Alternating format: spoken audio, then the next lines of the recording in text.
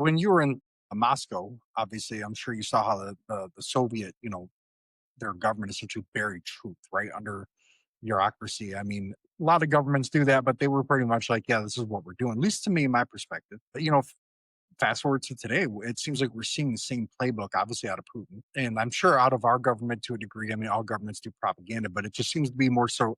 Seems to be more open coming from the Russian government than it does anybody else.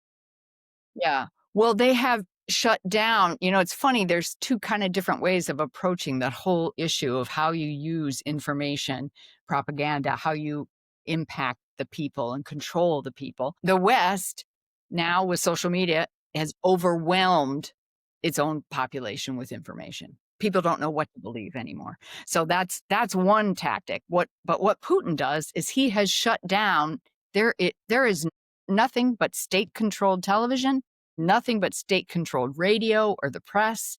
There are no independent information outlets that are active in Russia anymore. He's doing all sorts of things to really control the amount of information the average person has access to. One of the best things to little thing, not it's not so little, but in the context of what we're talking about, it's little. Oh yeah, Russians have put out a new cell phone, and it's the only one you can buy in Russia now. There's nothing else available.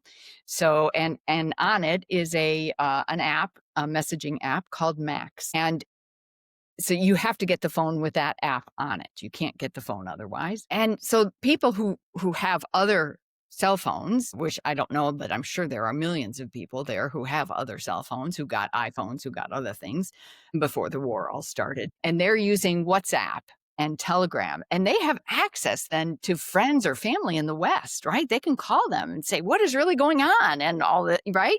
They can get yeah. information. But now Putin is shutting down all of that access so that even the really thinking kind of internationally focused person in Russia is not going to have any way to communicate with anybody in the West because so Putin's very smart, but control of information is essential to any dictatorship, actually, and Yeah, I mean that's he's trying very hard to control the information in his country. Yeah. Yeah. yeah. Do you think disinformation is the new nuclear weapon? Something that doesn't destroy cities, but it destroys the truth itself. Yeah, I see it as the biggest crisis, I think, in democracy today. I really do. It's not just in the U.S. I think the U.S.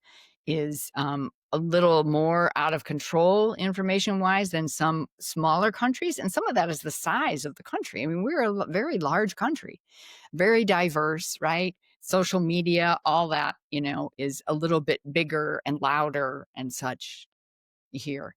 And I do see it as a serious problem. I think, even well-educated people, sometimes it's hard to find the truth.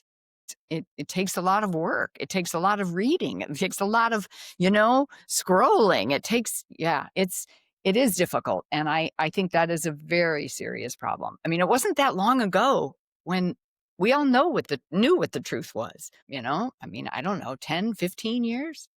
I mean, not that long ago. And now it's really different now.